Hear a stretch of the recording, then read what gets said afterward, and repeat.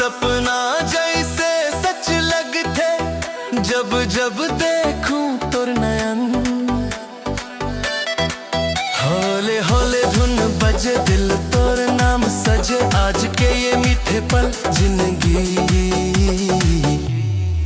साधा बात सुघर चाल, तोरे बिना सबे बेहाल। आखी आखी बात हो जाते, चुपके से दिल कह जाते। तोरा आवाज माँ अपनापन सुन के मिट जाते थकन।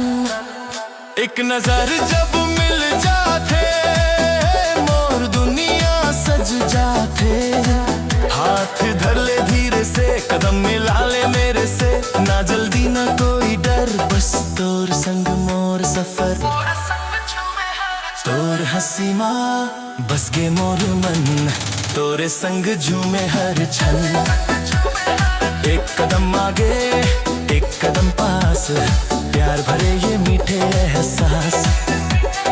तोर हंसी माँ बस के मोर मन, दिन रात गूंजे तोर नाम।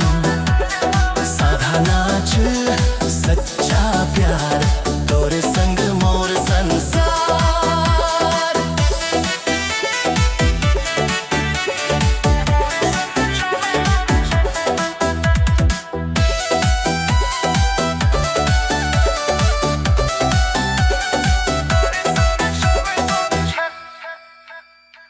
पायल बोले छन छन छन, तोर संग नाचे मोर मनन।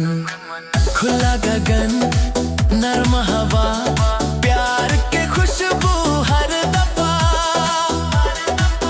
तोर बाती माँ मिठास है, हर पल कुछ खास है। संग रही बेजोन घड़ी, वही बने मोर जिंदगी। आखी आखी इकरार, बिन बोले समझे प्यार। संग निभावे हर मोड़, तोर संग जुड़ गे मोर डोर।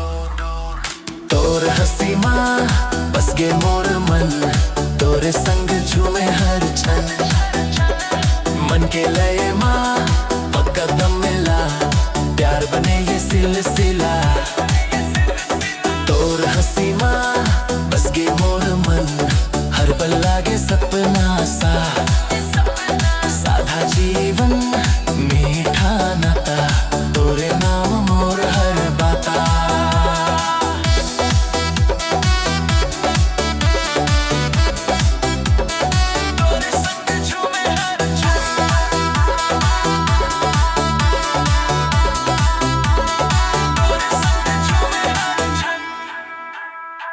एक घूम फिर हल्की चाल, तोर मुस्कान लगे कमाल। कदम रुके फिर आगे जाए, दो दिल एक लय माँ समा। ना दिखावा ना कोई शोर, प्यारे बोले अपन जोर। यही पल मोर पहचान, यही बने मोर अरमान।